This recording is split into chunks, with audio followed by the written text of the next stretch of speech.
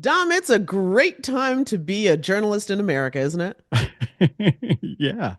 I I've got nothing clever to say as opposed to like last week with my hostile government takeover. I don't know what to say because the song still holds, except it's kind of not funny, and because it's still going on. I know, I know. Oh God, I guess we'll start the show. I wanted to be happier, but I'm just like, no. But we do have some really important stuff to cover. We do. There We we do. go. Let's start the show. Hi, I'm Jenna.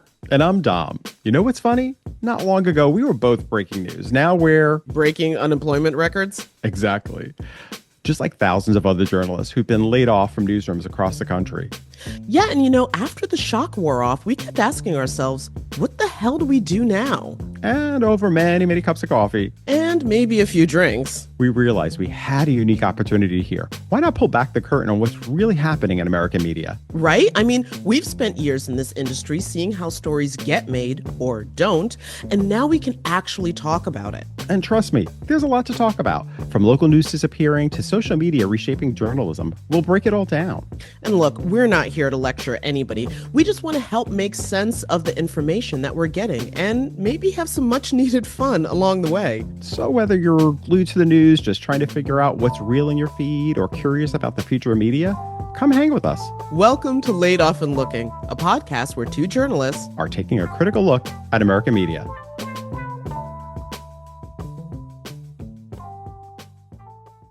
As DEI initiatives continue to be dismantled and a broad swath of the country's demographics will be affected, especially LGBTQ plus individuals whose very existence has drawn ire and erasure. Dom and I couldn't think of anyone better to discuss some of these headlines than Cathy Renna, communications director at the National LGBTQ Task Force. Now, we've known Cathy and worked with her for years as she is a strong and fearless voice on stories that impact the queer community. Cathy is also the owner of Target Q LLC, and welcome to our show, Cathy. Hi, good to see you both. And so It Absolutely. has been a It's while. I've seen you, Jenna, but I haven't seen you, Dominic, in a long time.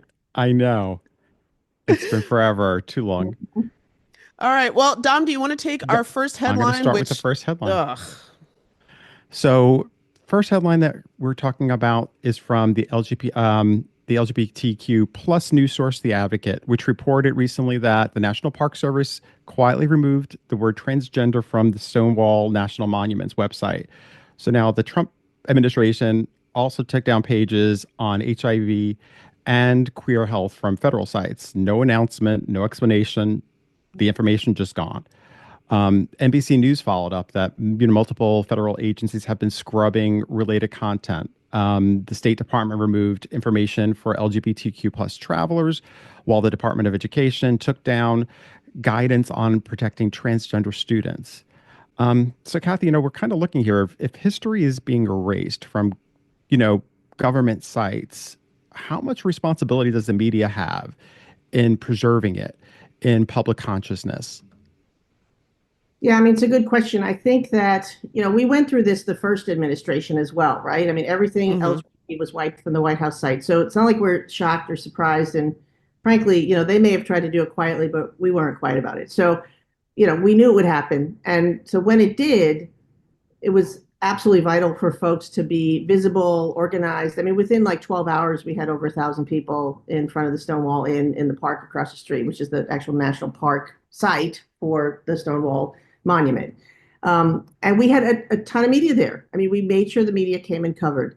Look, it's really all our responsibilities, but I think the media has a special responsibility because it is really through media that so many people have that greater understanding of our history. It's not new that it's being erased, even more than it has been in the past. I mean, the fact is we're fighting curriculum battles, we're fighting visibility battles, on all levels, not just at the federal level, but at the state level as well. So, helping the media understand just how powerful and meaningful this is. I mean, talking about these executive orders and the very serious pieces of legislation that are coming down the pike, or other kind of statements and edicts that are coming out of the new administration. It's interesting how this history piece is really hitting people, and the erasure piece is really landing on folks in the queer community and as well as our allies, because it does feel like exactly what you're saying. And so advocating for media to kind of keep telling our stories and doing it through the fact that this is happening has been, I feel like that is one part that we're doing a little bit better on than most, right? Because That's a big positive because you don't always get to say that. no, I don't. And I think it's because it's very symbolic. It's very emotional. It's very like visceral. When something bad happens, we go to the Stonewall Inn. When something good happens, we go to the Stonewall Inn. And so does the media. Like they just show up. They know that for the queer community, that is like sacred ground, essentially. And so in that way, I feel like that piece is getting a decent amount of attention, and we're advocating. So that's helping as well. I think there are other places where there's not as much attention being paid on the impact on queer communities, and that's where we're putting our efforts, redoubling our efforts, really. Well, when it comes to, I guess, attacks on the community, for example, the national board president of the National Lesbian, Gay, and Gay Journalists Association, or NLGJA, posted a message calling out the latest attacks on LGBTQ plus community, especially trans and non-binary folk, saying that as journalists, we're not only a source of information for the general public, but also a vital space where LGBTQ plus people can find representation, connection, and truth. So I have a two-part question for you. So first and foremost, in addition to when we talk about this erasure, there also seems to be an effort to control the language that we use now, especially in the media. And is that something that is ubiquitous across the country, or are there, from your perspective, are there areas of the country where literally even the language that people use to describe themselves, to call themselves, is being erased, and what does that mean for how the media then tells their story? Yeah, no, it's really important. I think the first part I'll say, I'm very supportive and aligned with the LGBTQ plus Journalists Association, worked with them for decades, and they're right. And the approach is to be not just a source but a resource, because now more than ever we need to be doing the education piece. I mean, this is, I used to always joke with my mom about, she's like, why don't you go do PR and, make a lot more money basically.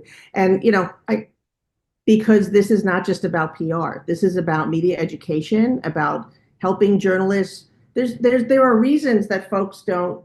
This all ties in with what you said, Dominic. There are reasons that journalists don't know a lot about the community because we're not taught about our community, any of us, in schools, in culture. So as that has increased, it's gotten somewhat better. But the reality is that we, as advocates, as community members, need to be willing to go that extra mile with journalists and say what you're asking in the second part of the question, which is, this is how you talk about pronoun uses. This is how you describe, diverse individuals in our community. This is how you address how these issues impact on folks. This is how you frame all of the attacks that are coming against us and what is motivating people and what people can do about it. Going that extra mile is more important than ever. Some of us have been doing it for a very long time. I would say progress is not linear. We will take some steps forward and then we might take a step back. We've seen the pendulum swing, back and forth, but I think that I said this at the rally in front of the Stonewall Inn, and I think it took people back a tiny bit, but I said, in some ways, we have to also look at how these attacks can also present us with an opportunity to tell the stories of trans and non-binary folks. Because the reality is very, very, very few people say they know someone who's trans or non-binary. It's almost impossible to find someone who says they don't know someone who's gay or lesbian or bisexual, because we've done the work around that part of our community. So getting these stories out there and helping the media tell those stories well and in a in a nuanced, accurate, inclusive way is something that we need to really focus our energies on right now because we do have the spotlight in some ways. It doesn't always feel great, but like we still need to take advantage and use that as an opportunity to educate folks. Dom, do you mind if I ask a follow-up? Yeah, go ahead. Okay, so here's what, as I'm listening to what you're saying, Cathy, it's also making me wonder though, when it comes to the trans community specifically, that was very much a source of contention, let's say, during the election. And when journalists covered, or talked about what were some of the top issues or the way that the election was being handled, that didn't really seem to come to the forefront, even though after the fact, there were a lot of conversations saying, well, the Democratic Party put trans people too much in the forefront. And I remember as a journalist saying, no, they didn't. The Republican Party ran a bunch of anti-trans ads and sort of tried to back the Democratic Party into a position of defending. And again, what we're talking about is 1% or less than 1%, if I'm not mistaken, of the country's population. Um, I guess, yeah, like, was that a miss on our part as journalists? Yeah, I think that that's right. The context and the nuance of all that. I mean, I remember literally the morning after the election, you had folks on Morning Joe kind of saying it was trans people's fault that we lost the election. Basically, that was the message. And all of us were like, what? I mean, I was at the DNC. We wanted actually more, but there was some trans representation. There was certainly inclusion. There was not a sort of a proactive response to the attacks. I think that's the thing that created some tension, not just across parties and voting communities and voting blocks, but also made it harder for the media to do a decent job because they oversimplified it, which, I mean, the media oversimplifies lots of things, right? But it was oversimplified. Talking about how our trans and non-binary siblings were used as a wedge issue and a scare tactic and I would say boogeyman, but like boogie person maybe, like as a way to really divide folks and distract because that's what they do best. They try and overwhelm and distract folks and prey to their fears. And when I say we, the Democratic Party did not respond in a way. The task force actually worked with the Transgender Law Center on a response ad to the attack ads, but we didn't have millions of dollars. We had thousands of dollars, and we did what we could, and it was a really powerful ad, but it wasn't counteracted enough, and because of that, that was kind of allowed to thrive in media, and we all pushed back, but it was pretty. You're right, Jen. It was pretty overwhelming as a theme of the Monday morning quarterbacking that always happens right after. It was very knee jerk and was very damaging because it sets our trans and non-binary siblings are like they've been living in fear now for a long time, and these attacks and sort of the targeting of the trans community has become like a priority wedge issue because it's effective. It's working. So it's interesting, Kathy, because Jen and I have discussed this before too. How, I mean, I was very critical in terms of how the media dealt with Joe Biden earlier on, in the sense that I felt there were issues that Biden had that the media didn't call out sooner. That might have moved up whether That or some not we people are had writing books about now. Yeah. exactly about and based about was he fit to be president, and the media kind of when those questions came up, people were just like, that's not the issue. He's fine. He's running the country. And that became conspiratorial. When we saw what we saw, someone who just didn't seem like he was in his best condition to run the country. But that being said, it's just so interesting to me that we now have the media that is more willing to jump in and jump on this train of blaming, the Democrats with trans people. And yet they weren't willing to kind of look at themselves and how they also might have jumbled up certain aspects of of reporting on the campaigns, like almost like it's again, this is a much it's much more divisive, and it's much easier to get a reaction because we do know half the country does respond to these kind of tactics. People listen to this. They listen when they hear, um, you know, some people are, like you just said before, many people might not know transgenders or non-binary. So therefore, they are fearful. So does the media kind of have to look at itself a little bit here right now and see where the role that it also played in what we're dealing with right now? Yeah, no, I mean, absolutely. There's a, and there's a, I don't have to tell you to, right, or anybody listening to this, that the trend around not just the corporate media, but but mostly the corporate media of really not putting the resources they need to, or frankly, following the ethics that they should be as journalists, or journalists with a capital J, as I like to say, I would hope, to really cover that, right? But like to really cover this stuff well. And I haven't been a GLAAD for a long time, but you can take the girl out of GLAAD, but you can't take the GLAAD out of the girl. Like they're not covering things in a fair, accurate, inclusive manner. That was my mission from the beginning times of doing this work. And it's because there's this constant, highly, financially motivated need. They got to be first, they got to be fast, they got to be quick, and then they move on to the next thing. And no one has any like memory of the, no one has really invested. One of the things that I think our community is really doing right now, and part of it's self-preservation, but part of it is because if you really want to get accurate information, you have to go to trusted sources. And unfortunately, it's exactly what you're saying. The Washington Post is not a trusted source for me anymore. I mean, you saw the announcement that Jeff Bezos made. The opinion page is going to focus on like personal liberty and the free market. Like, and anyone who's not writing good things about that is not going to be included. Like, that's devastating when we think about the history and the work that we've done to get folks at the Washington Post to where they were, or the New York Times for that matter. I mean, the New York Times has been a target around their, gross understatement, mixed coverage of trans and non-binary issues.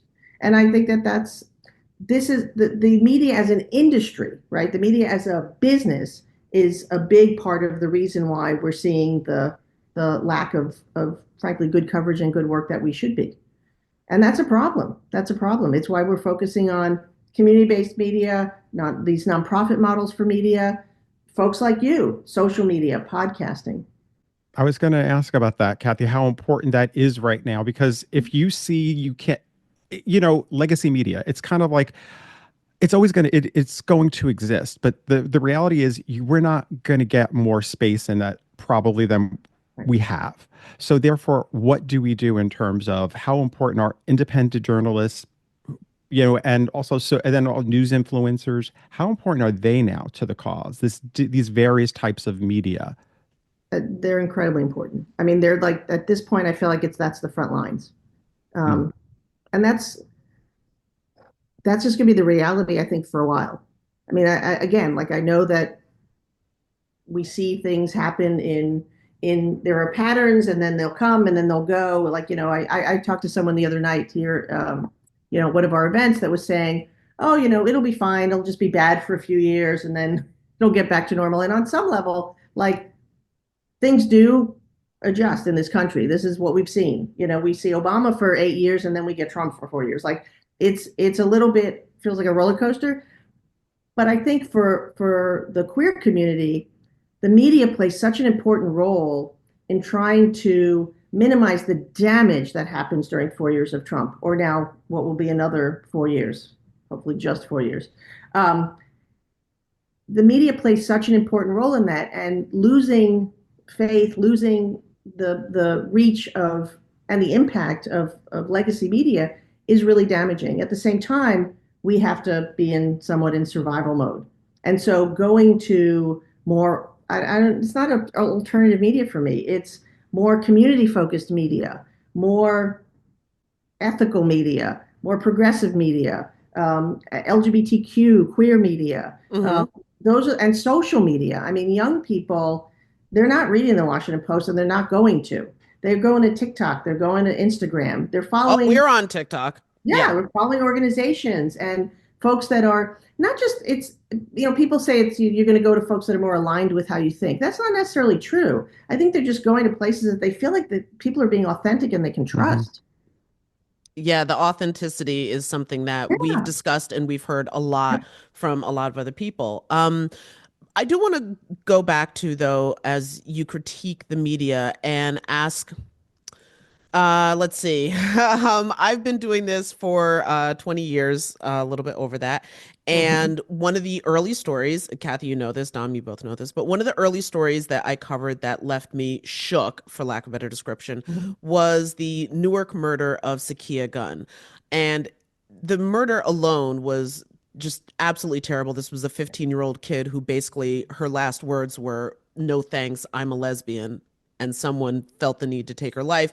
But more so was the lack of media response around it. That's what left me shook. And so now here we are, 20 plus years later, and we have seen a horrific story, the torture and murder of Sam Norquist in Canandaigua, New York. And Sam is a trans man, but I guess, Kathy, my thing is, do you see? Because if I go looking for stories about Sam, at least I can find them. But if I casually engage in news coverage, it doesn't lead. In fact, I think when the news broke, it didn't even lead. Yeah, I mean, you and I and me and the rest of the world, I've been talking about this since the early 90s, when we saw disparities in coverage, particularly around queer people of color Mm-hmm. and victimized, whether it was a hate crime or discrimination. And I worked on the Matthew Shepard murder. I flew to Mm-hmm. Mhm, Laramie, and mhm. that got unprecedented coverage. It was a watershed. My hope and prayer was that it would open the door for people understanding just how prevalent hate crimes are in the queer community, and it did some.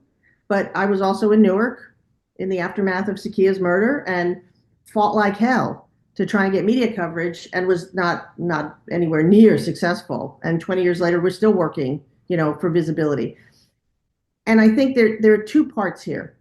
One is that there just is bias in the media. That they see Matthew Shepard as a college student, white, gay, as I always say, not too gay. Like he was a palatable victim. There's no other way to put it. Yeah. And you don't see a butch 15-year-old black lesbian from Newark as the girl next door, right? You saw Matt as the boy next door. Well, The also depending on what you're next door. I Because mean, she was the girl next door for some people, for but some people, right? I mean, I feel much more aligned with Zakia than I ever have with any other of these horrific incidents that we've tried to sort of amplify and elevate. But the other part of this that is really important is that we also need the queer community to rise up. The media is not going to cover something unless something's happening. Like I always say to people, they call it news for a reason. It's new. So when that murder, I mean, it was horrifying to read. yeah. Yeah. And yet, it's not like there was nothing happening in between Matt and then Sakia and then Sam. There are literally hundreds of hate crimes every day on my social media feed, on listservs from other activists. I'm hearing about these things. And folks, if they don't organize within the community to amplify this to the level where the media is going to cover it, then that's part of why we haven't seen the coverage. I mean, so it's a combination of the media not being as proactive or interested or intrinsically, yes, the bias that is there against women, people of color, indigenous folks, queer people who don't fit a certain heteronormative role, right? Or a gender binary, a gender conforming binary. And that's those two pieces together have been a huge challenge. So, when Matthew Shepard was killed, there were vigils, hundreds of vigils all over the country and actually the world. When Sakia Gunn was killed, you and I both know this, Hmm. we could not get folks to take the PATH train from New York City to Newark for a vigil. Thousands A of people were 20-minute in the ride street. at best. I take it all the time when I go to Hoboken. I take the PATH Mhm. train. I was just livid and really even more so just hurt by the fact that like literally 10,000 people got in the street for Matt Shepard and we could not get more than me and a few people from the Anti-Violence Project, on the PATH train to go to Newark for the rallies and protests and vigils and frankly the funeral of Sakia Gunn. There were thousands of kids there. They were all local kids. And that frustration continues. So with with the murder of Sam Norquist, absolutely horrifying. People are paying more attention. I mean, Black trans women are being killed on literally on almost daily basis, and the media's not covering it. It's an epidemic, and people are not covering it. But there have been dozens of vigils. There was a big one in New York City. I mean, the community has come along some. The media is not coming along with it. So there were vigils in Jersey, in New York, all over the country for Sam, but the media didn't cover them. So for me, this is increasingly becoming the media issue. The media is the problem because our community has worked to make some progress. But you're absolutely right. I mean, the disparities are about a media that does not want to understand the queer community as a diverse community, the intersectional nature of our identities, the fact that, as I've said for like literally 30 years, our community is a microcosm of the larger culture. We are every race, we are every color, we are every ethnicity, we are every immigration status, we have folks of all abilities, all ages. So, but there is still such bias within media around how they tell our stories. Gotten better in some areas, but I agree, hate crimes is a place where it's really become, glaringly obvious that we have to continue to, take this on ourselves. There are a few bloggers, there are queer media, more folks are talking about these things, but the mainstream is still nowhere near where they need to be. Or financially, if these, major companies don't feel like there's, in their mind, like they're going for a more broader, spectrum. This way they don't have to get that, you know what I mean? Like, it's like they don't want to turn off, in their mind, they start saying, we don't want to turn off our audience. My problem is just, you know, That is a thing. look, we see it happening with, companies dropping DEI, initiatives, and they're dropping. So if the thing comes down to if how long do you continue to keep pushing these companies to change when you realize they're probably never really going to change enough for us, and we have to change it ourselves. And not that we stop pushing against them, Cathy, right? Like, we still have to push, but that's what you're saying right now is like by doing the podcast and doing, being news influencers and all these things, it sort of helps level that field. It does some. At the end of the day, though, I mean, especially from my perspective, the idea of sort of mass education of the larger culture that really knows nothing, that says they don't know a trans person, they might know and understand at least a little bit more of a trans person's experience and our community if they saw coverage of what happened to Sam, if they saw coverage of what happened to Sakia. Like, it's a really vicious cycle. And I was thinking about the DEI thing when we were talking just now as well. It came to me like we're seeing companies that have supported our community for decades walking away. I am really anxious about what Pride's going to look like, not just because of the fact that we need to be in the streets and more political and protesting, because we're already doing that. Pride's only going to be that, magnified. But the fact that so many companies, Target, Google, that supported these events that are really important. They're not just parties. They are opportunities for visibility for the full breadth and diversity of our community. They're going to be left with a lot fewer resources this year. But one thing I do want to say, Cathy, like I noticed through the years, there have been some people within the queer community who've been critical that Pride became so corporate, that it became too corporate. Has that, in a way, does this kind of flush out really for us who's really sticking with us and who doesn't? Like finding out who's really got your back. That whole rubber hits the road thing. Yeah. I was going to say, I've seen Marsha P. Johnson is the reason for the season. Right. Actually, my favorite sign at the protest a couple weeks ago was "Those bricks aren't going to throw themselves." But look, I've been on all sides of this. I mean, I worked with New York City Pride for World Pride, which was gigantic. It was 5 million people. It was the largest thing ever. And one of the big issues that people can disagree. I mean, it's the queer community. We disagree on lots of things, but the conversation around what the role that businesses and corporations play in the movement, how much influence they have.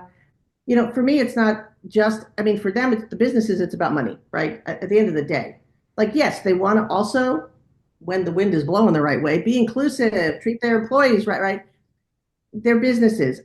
For me, I I think one of the real losses is not just that, it's the loss that when we were fighting for marriage equality, it was the business community that got behind and helped make that happen. Ironically, many of the same people that are now running away from us. They were signing on to amicus Mm-hmm. brief, and Mm-hmm. they were providing support to organizations fighting for marriage equality. This was after internally employee resource groups fought for domestic partner rights. So it was all so to have this now, this incredible like reversal come at us is really it's very eye-opening. It's giving a lot of people pause and making a lot of people really think about the role that capitalism has played in movements, right? Um, and it's also making us really think about, like you said, like who our real friends are. My heart is broken for a lot of folks that I know who are really good people and advocates within their companies that are working at companies that are now, you know, walking away. Target. I mean, they already were a mess last year after the election. They're pulling DEI, they're pulling any sponsorship or support of any of the Pride work. We'll see if they're, the Pride section at Target's going to be either that big or non-existent this year. Like, and what they don't understand, and I've literally talked to their marketing folks about this, like, it's not just about the product for us. Like, we get it. We know you're a business. We know you want us to buy stuff and make money. But think about the kids, the queer kids and adults that walk into a Target in a place that's not friendly to us. I'm not going to geographically profile anybody, Hmm. but Texas, for example, where my daughter lives, you know, she and her friends walk into a Target and they see that, and she's queer and she's got supportive parents, obviously. Um, her friends don't, and when they see that, they feel seen. So trying to help them understand that this is actually about more than just the bottom line, Mm-hmm. it was working, and now it feels like they've just abandoned it, and that's a message that's something we're going to have to unpack. Mm-hmm. Really. Well, speaking of messages to unpack, our final headline came to us from the independent news outlet, as we've been discussing independent news. Hellgate recently broke that the story that PBS removed its LGBTQ plus teaching resources and a series of history videos that were created with New York City's Department of Education for public schools. Now, a spokesperson confirmed that the videos were in fact removed because of President Trump's executive orders, though they didn't say which one. Although either likely threatening school funding over gender identity. That's been something that the Trump administration has put forward. Or, of course, the targeting, as we just discussed, of diversity, equity, and inclusion programs.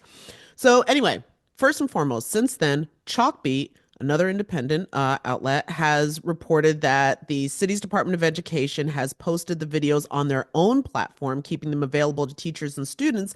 But again, we have this, and uh, for full disclosure, Dominic and I did work for a member station, but we do have this, this organization that is known for uh, teaching and for teaching marginalized communities pulling back and saying, actually, you know what? No, we're not. Like that. Mhm. Yeah, I mean that's heartbreaking. I mean, I remember even during the Bush years, if it was a debate, it was a debate about funding, it was a debate about diversity and inclusion. I testified for CPB, went back in the day, and it's hard because it was one of our beacons. Like we knew we could always go to PBS and we could expect better. Actually worked on that resource, and this is where public dollars go. Like it's called public broadcasting for a reason, right? It's owned by us. And this sort of anticipatory obedience is really, really disturbing. And that's what this is. It's folks who are in advance thinking, oh, well, this is coming down the pike. These things are being challenged in court. We are fighting the slow rolling coup that they're trying to push out of DC. So to see some big corporations do it, it feels bad enough. To see it come from a place like PBS or CPB or places where, especially for our community, it felt like one of the few that was invested for all the right reasons Hmm. It's hard. And these are resources that are not just, they're not just movies and books and websites. These are lifelines for people, especially when you're talking about a curriculum, when you're talking about students. We have to fight long and hard to get the crumbs that we have. So to feel like the one that we're losing these is really, really terrifying. Because, I mean, it goes back to what Dominic said at the beginning. The erasure of our history, we're preserving it now. We are preserving websites. I mean, even way before, right after the election, before the inauguration, there were major projects going on to go to the agency websites by internal folks and external, to start archiving and saving queer content that was on these websites, because we knew it was going to disappear. We were not we it was that whole shocked but not surprised. We were not surprised at all that this stuff started to disappear. I think it really hits. It lands hard when it's PBS, because we want folks to be fighting and to be holdouts, and that was one of the ones that we thought would be. So, Because I think it comes back to like we were talking before about the Washington Post and certain other media who we believed, you have all this trust in. And I think, and other news outlets that have also, I think, walked back on certain aspects. And I think the feeling sometimes for the people is, we said this before, it's capitalism, it's business. People are looking at this from a certain perspective. I think what I'm curious, just like, about preserving the websites, about doing these things that will preserve our own history. It's like you start to see like there's got to be more of a of a connection that people are making to preserve mhm. our own history. Not saying that we give up on anything, but obviously realizing that business maybe just means we can't rely on these resources anymore to be part of our voice. We assume they're allies, but maybe that's the thing that we're learning is, you know, they're allies until it starts costing them money. I mean, fair weather friends. I mean, it's just, it's the definition. And that's, for those of us who've been in the trenches for decades trying to do this, it's heartbreaking, but at the end of the day, we're not going to forget. We're going to Right. remember who our real friends are. Yeah. And, it, it really is difficult. I mean, every single day, I feel like I wake up and I think of another thing. I had a conversation with Ben Garcia, who runs the LGBT Museum. It's a project in New Mhm. York City. They partner with the New York Public Library and the New York Historical Society, and they're planning on opening an actual physical site. And Oh, in 2027, who knows if that's going to happen now? Because I bet some of their corporate sponsors may have been Google and Target and some of the other folks that. I mean, I was inside the Stonewall Visitor Center, which is completely separate from any government entity. So it's there. It's not going anywhere. But Google was one of their sponsors. It's one of their founding corporate sponsors. They got a gold shovel in there and everything. And this is where I wake up and I think, what about all of the queer artifacts at the Smithsonian? Because there are a lot of them. We've been donating and giving stuff. Judy and Dennis Shepard donated a ton of Matthew's personal effects before he was interred in the National Cathedral. They have stuff from the very first Pride in 1970. Like, that was the conversation I had with Ben. Was like, their organization is so much more important now, because they're a place where things will actually be safe. So, like, I have stuff that I want to donate. I'm donating to them. My Um, historical artifacts and ephemera going to them now. But the more you see the cumulative effects of all this, it's just really, it's overwhelming. And we're just going to be constantly vigilant for now. But those are the these are the you start pulling these pieces together. It's really and the media is not covering it. Like, this is where, again, like, well, this is the first time I've heard of it, so yeah. yeah. oh yeah, I know, but that's the thing. Like, and there's so many things happening. Like, they're creating chaos. We all Yeah. know. It's like but some of us are paying a lot more attention and picking these things out and communicating them to you and communicating them to everybody else who listened to me. Like, that's what we're doing, and that's what we're going to be doing for the foreseeable future. Last question, Cathy, Yeah. just to get this, not to end on a downer, but is there any media outlet or any journalist that you've seen that you love the work that they're doing, that you feel in terms of when we're talking about telling these stories of queer the queer community? You mean mainstream? Yeah. Oh, well, that'll be a harder one to You could, answer. and you, How about you can well, name you independent? could, yeah, independent too. It No, could I be any, mean, sure, independent and queer media is the place where folks are going. I mean, I used to watch Joy Reid, and guess what? We don't get to do Oh that yeah, hmm anymore. no. hmm I mean, that's really MSNBC. It broke my heart last week. I'm glad Jonathan Capehart's going to have some more time on Saturday morning, but let's be honest about where the eyeballs are. Um, it was really heartbreaking. Joy was a champion for us and a truth teller, and incredibly inclusive and intersectional in her storytelling, and her news, her journalism, and that was one of the places I'd go was MSNBC sometimes, not in the morning, but in the yeah, evening. Yeah. Um, yeah. and it's like I feel like wait and see with some of hmm the mainstream. The Washington Post used to be my alternative to the New York Times, uh, and now that's not the case. So it's almost like on a weekly basis, I'm losing my legacy media. All right. Well, that's not quite the non-downer note, but still honest and authentic. And I think That's that right. Yes, is really what people are hungry for right now, honesty and authenticity. That's right. exactly. So, Cathy, thank you for always being an honest and authentic voice, just in general, but definitely for the advocacy work that you've done for decades, the tireless work. Thank you, and thank you for joining us. This Thank you, has been Kath. Thank great. you, Kathy. Recently, we aired an interview with content creator Viktoria Capek. She talked about her time as a reporter and anchor, including the unspoken rules of the industry, especially the broadcast dress code that puts unfair expectations onto women.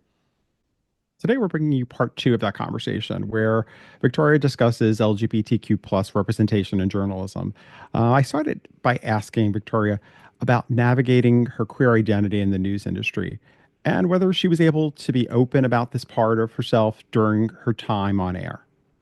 Yeah. So I never formally on television had an opportunity to say anything along the lines of my queerness, my partner. I actually never had that opportunity. So whenever I get to see a reporter talking about their partner at home or doing something on air, I really do have this immense amount of jealousy. Even if the opportunity did come up, I honestly, even to this day, I don't know if I would have had the bravery to be able to do it. Because for whatever reason, that one feels like a different beast altogether. That aside, though, off of the television cameras, I made my formal debut as Arkansas's queer anchor in June of 2020. That was when I really found TikTok. And what I did was I made a TikTok video actually stitching Megan Mitchell. So, Megan Mitchell is another queer reporter in the industry who, at the time, wow, surprising, we both had the same blonde bob. And I saw a video of her and I was like, oh my God, I look a lot like her. Wouldn't it be crazy if I remade this exact video that she made? Because I have the same outfit, I have the same hair, almost like that's something that we all have in common. And so I stitched this video of her on TikTok where I was able to come out and say like, hey, I'm a queer news anchor as well. And people loved it.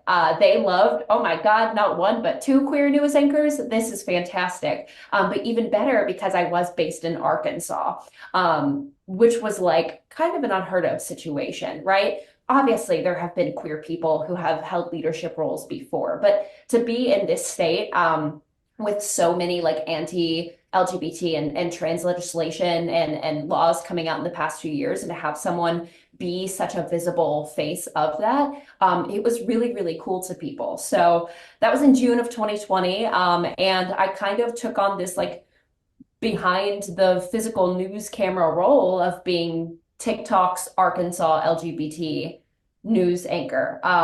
And it was a really good experience, until, of course, we talked about getting banned from TikTok and at my station and everything like that. But at the time, it was a really good experience. It made me feel like I was in the right place, even when I didn't feel like I was necessarily in the right career or in the right body presentation at the time, because I could see the impact I was making. I remember distinctly having this one email, and this was actually during Tattoo Gate, but I had this email that came from a mother who sent me this really nice message saying, "Dear Viktoria, my daughter is a teenager, and she has recently come out as queer to me. And her and I both watch you on TikTok, and we're here in Arkansas, and now we watch you on the news together.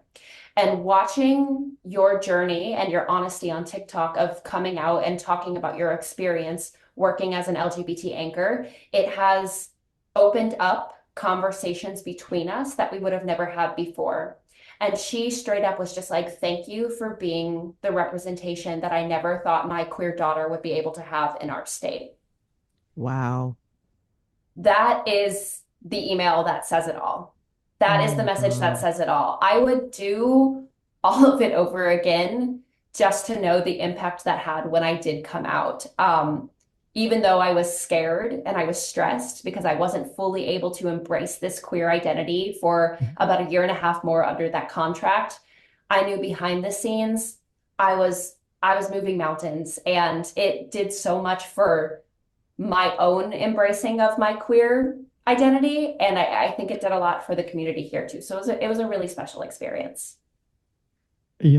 I and honestly, Rob, the question I'm about to ask you, if you don't feel comfortable answering, that's totally fine. But I did want to say, like, I know for me, like, I experienced, sort of casual homophobia in the newsroom, especially in the control room at times, where people would, throughout my career, especially earlier on. And it's difficult when you're somebody who is in that situation, because you can sometimes not really know how to react. You feel like you don't have a voice. It's like you have a voice that people know sometimes who you are, but you don't feel like you have a voice at the actual table to say, "Hey, listen, I need to," like, that's wrong, because you feel like then you get targeted as being sensitive or whatever. I'm just curious for you, have you ever experienced any kind of casual, whether microaggression or homophobia within the newsroom or the news world yourself? I'm thinking, the closest I think that would come to it would have just been the insistence on just wearing the dresses and looking the look. I would get called into my news director's office if I cut my hair a little too short. I seriously, I remember one morning I got called in. I had just gotten my hair cut, and it was like slightly less bobby than the regular bob. I was up to my ears, and it was the shortest my hair had been ever since. It still was a little blonde bob. Like, I still looked the part, but like, my news director called me in and just said, "Hey, you got your hair cut." And I was like, "Yeah, don't you love it?" I was so excited about it. And he just said, I hope it grows back fast, or it better grow back fast. Like, Oh a my threat. God. First of all, like, I'm sorry. First of all, I can't control that, buddy. Second of all, like, what the hell? Yes, that might have been just a contract thing. That might have been what you just wanted the women to look like on air. But although it might not have been rooted in homophobia, I expressed many, many times how I wanted to wear suits. I would talk about, or I would attempt to wear some kind of blazer in my attempt to, like, find my style. They call them baby gays when you first come out. And there's a lot of, like, joking online about how, like, oh dear Lord, my style when I was a baby gay was just like such a mess. And I was like trying to navigate the baby gay news anchor style in front of thousands of people. So yes, sometimes I wore a blazer that looked a little bit too big on me, but I never looked bad. However, that would always be the time when someone would make some kind of slight comment about it just looks a little frumpy, or like you look so much better when you wear a dress that like ties here, or you look so good. Like getting called into the office once again just for someone to say on a day where I was wearing this like blue polka dot dress, I literally looked like a 1940s housewife waiting for her husband to return from war. I remember this day because I had just gotten my hair re-bleached and I had curled it. I looked extra pretty, got called into that same office, that same news director, and he said, you know, girl, you've been looking really good. You actually look like you've lost a lot of weight. Stuff like Oh that. my God. That shit hurts and it like sticks with you. So do I think it was rooted in homophobia? The naivety in me and the optimist in me wants to say no, because I think it just happens to women across the board in this industry. But in my little gay brain, they did coincide, and it really impacted. I'm really traumatized by the industry, frankly, because of things like that. Yeah. Jenna. Yeah. Well, so one of the things that I'm wondering, and as a non-queer member of this conversation, I guess. So tell me if I'm out of line or something, but has the presence of someone like a Rachel Maddow made a difference? Because she's been very openly queer. She totally rocks a blazer, very little makeup. She's not glammed within an inch of her life. And I'm wondering if her, not only her presence, but her popularity. It's not like, she's on the air, but no, people don't like it. She has an audience. So has that made any kind of a difference? I think that's a good question. I might have the unpopular opinion in this situation, but I think it also might have to do with some critiques I have of the industry as a whole. Mm-hmm. I think, I've posted these videos on TikTok talking about, like there's not a lot of people that look like me, and people always come back with Rachel Maddow as an example, and Jana Shortle, who works for I think Care 11 in Minneapolis. And those are two wonderful examples of these queer members, queer individuals who, like you said, they have the short hair, they look the part. So yes, I think that does offer representation to the look, but it doesn't necessarily offer the thing I said earlier. It's not necessarily about just having a seat at the table, it's about having the voice. And to me, Rachel Maddow is still sipping the journalism Kool-Aid, if you will. She's still drinking the same juice that all these news anchors are drinking, because the industry damns you so much from being able to show or express I guess I have to say opinions. I know people don't think that those words mix, but like as human beings, we all have opinions, we all have experiences. And because she's not able to really express her queer experiences, I don't think it's necessarily doing as much for the queer community as it could be doing if she was able to use the power of her queer experience and her look as a queer person in that position to better enhance her storytelling. Does that make sense? No, that makes perfect sense. That makes perfect sense. So that is kind of, it is, again, it's doing a lot. It is progress because people get to see someone who might look a little bit more like them. And I respect the hell out of that. And I love that for the 16-year-old who cuts off all their hair, who is like, this person is very pretty, and they have short hair and they wear jackets and not dresses. I am also very pretty as well. That means so, so much. To me personally, however, I think that they're not necessarily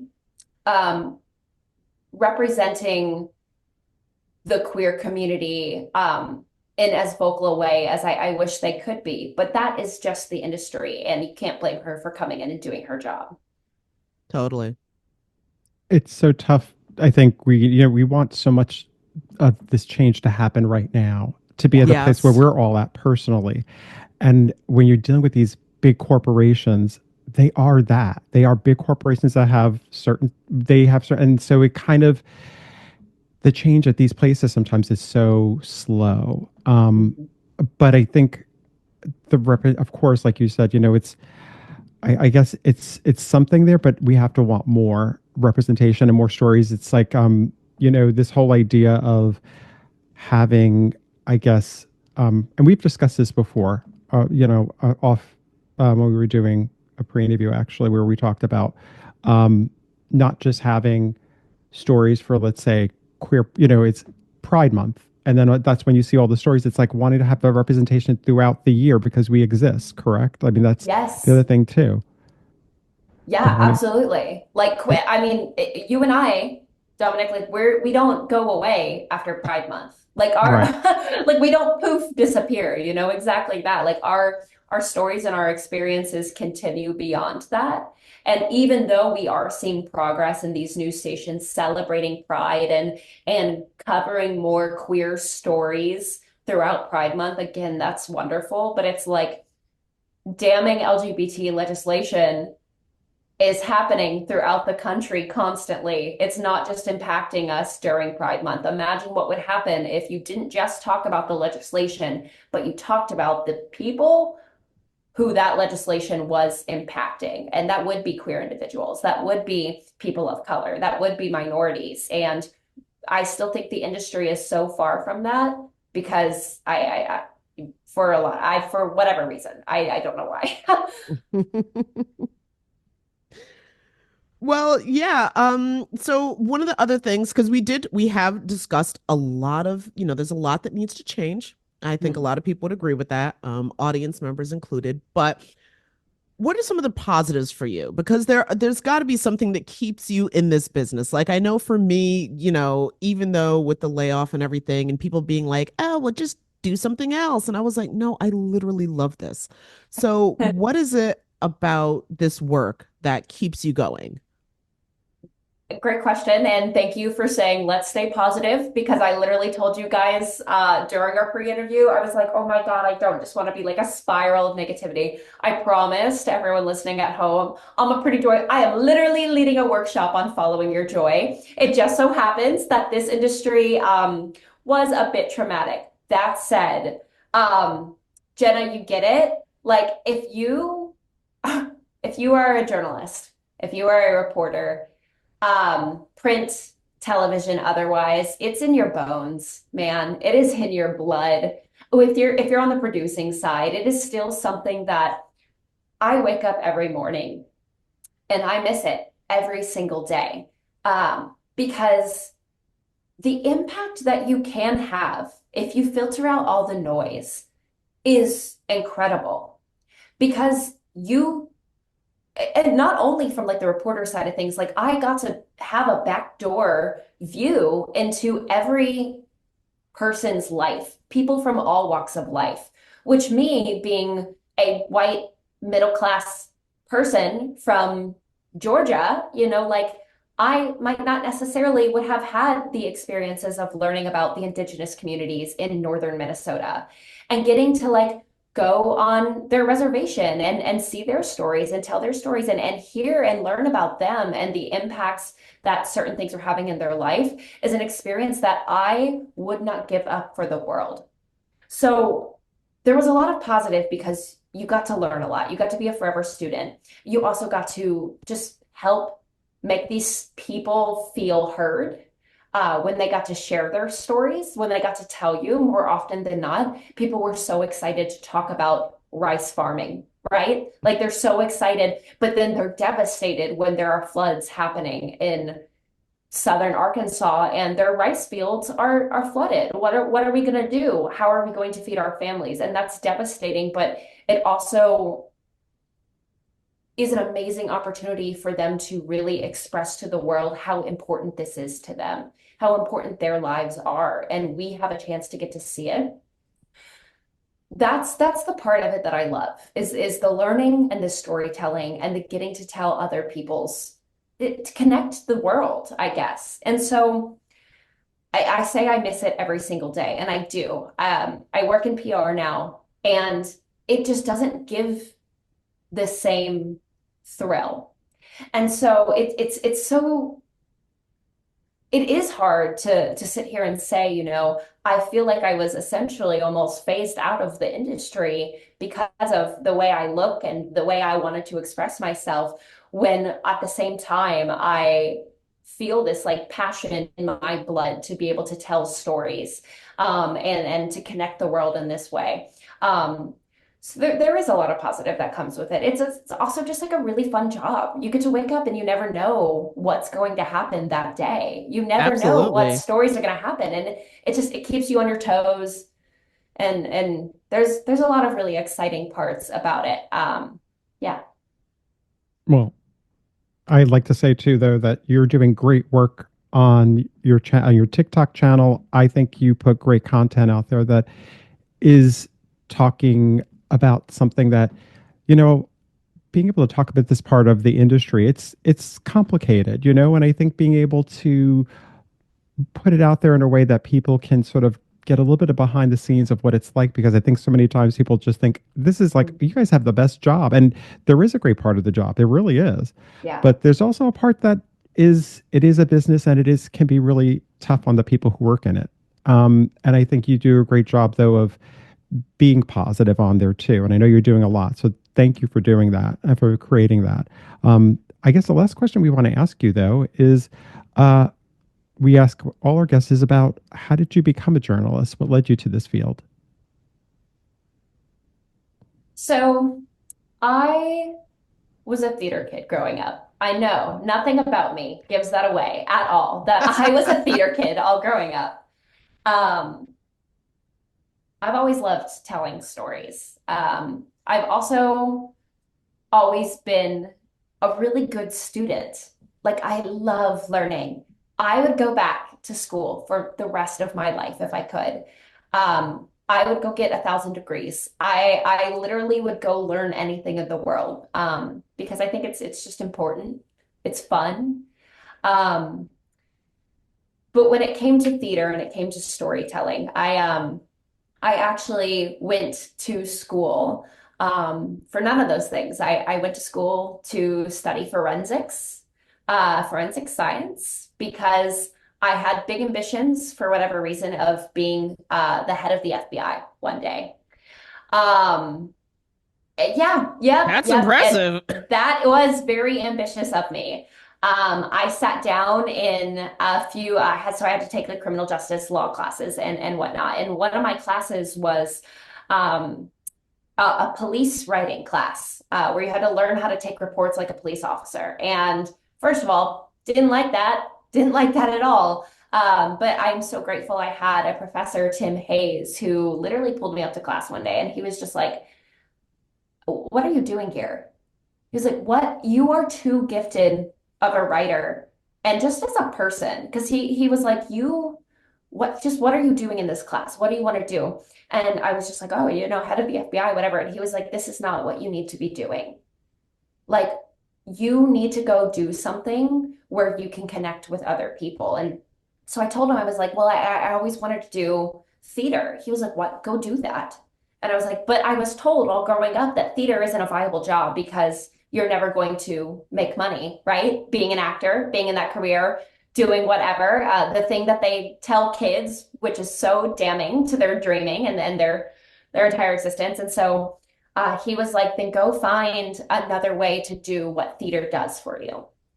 And so I sat down and I thought about it and I was just like, okay, theater, what do I love about it? I love the thrill of getting to perform. Yes, yes, I love the thrill of getting to do that. But I loved more than ever the community I was able to build from theater. And I loved the stories that not only came from that community, but the stories we were able to tell together. And basically, I went through this whole like 19-year-old like meltdown crisis. And through that, I was able to figure out like, oh, so broadcast journalism is something where I kind of get all of these pieces a little bit. So I started looking, I was like, okay, well, first of all, yes, there's the like performer aspect of it. I can get up in front of a camera. Like, I'm confident enough to do that. But that is where I very quickly was able to figure out like, oh my God, this is storytelling. Once I actually learned what it was, because I don't think I understood really what journalism was when I was 19 years old until I started taking these classes. And I was like, oh my God, this is storytelling. Like I get to do the exact same thing I got to do in theater, but instead of telling a fictional story, like I get to get up and like help tell real people's stories. So I ran headfirst into this field after I figured out like this gives me the fulfillment that I loved being a kid in theater growing up. But like I get to tell people stories and I get to connect with literally the entire world. That whole idea I was telling you about getting a backdoor view into people's lives, like the thrill that that gave me was, I mean, like what a rush. And that's how I ended up in journalism is it ended up being my little spin-off series from doing theater. And I'm so glad. I've never been so happy that something didn't work out the way I thought I would have wanted it to as a kid. Because what